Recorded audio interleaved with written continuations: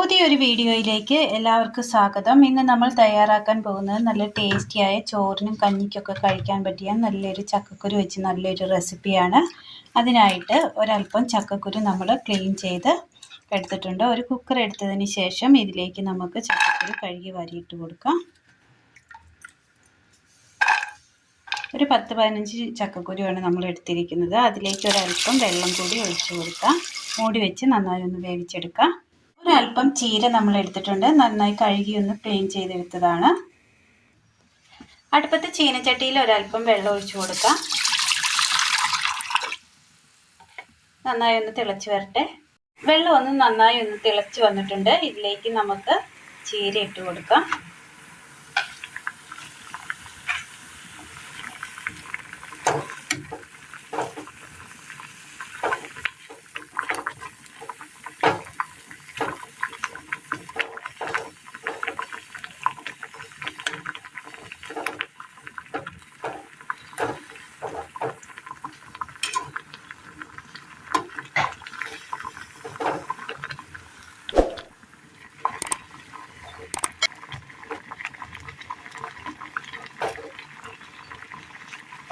തീ ഓഫ് ചെയ്യാം.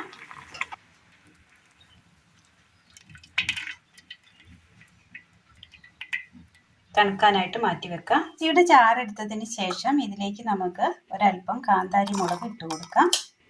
ഇനി ഇതിലേക്ക് തേങ്ങ കുത്തിയെടുത്തത് ഒന്ന് ചതച്ചെടുക്കാം. തണുപ്പിച്ചെടുത്ത ചീര ഇതിനകത്തേക്ക് ഇട്ട് കൊടുക്കാം.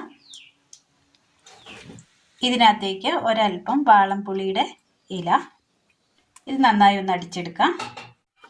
ഇതിലേക്ക് ഒരല്പം വെള്ളം കൂടി ഒഴിച്ചു കൊടുക്കാം. ചീര തിളപ്പിച്ച വെള്ളമാണ്.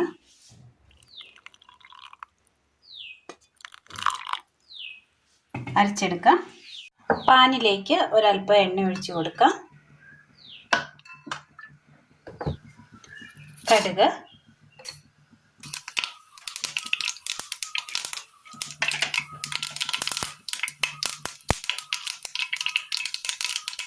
കടുക് പൊട്ടിയതിന് ശേഷം ഇതിലേക്ക് നമ്മൾ ചതച്ച് വെച്ചിരിക്കുന്ന തേങ്ങയുടെ കൂട്ടിട്ട് കൊടുക്കാം.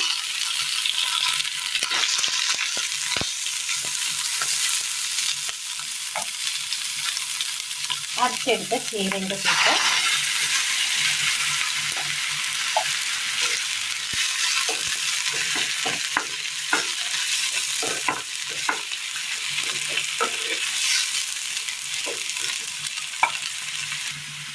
ഇതിലേക്ക് നമ്മൾ വേവിച്ചെടുത്ത ചക്കക്കുരു കൂടി ഇട്ട് കൊടുക്കാം.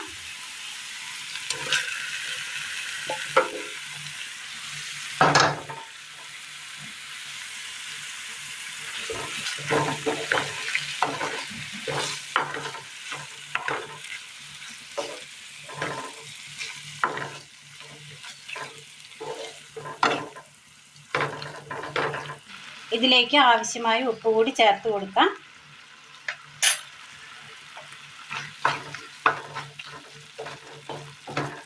ഇനി ഈ ചീരയിൽ കിടന്ന് നന്നായി ഒന്ന് തിളച്ച് നന്നായി ഒന്നും കൂടി ഒന്ന് വെള്ളം വറ്റിച്ചെടുക്കണം.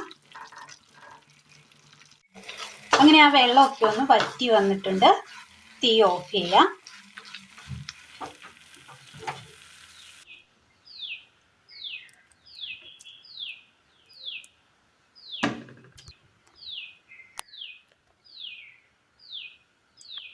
ചക്കക്കുരു ചീര കോമ്പിനേഷനിൽ നമ്മൾ തയ്യാറാക്കിയെടുത്ത നല്ലൊരു കുഴമ്പൻ തോരനാണ് ഇന്ന് നമ്മൾ തയ്യാറാക്കിയിരിക്കുന്നത്.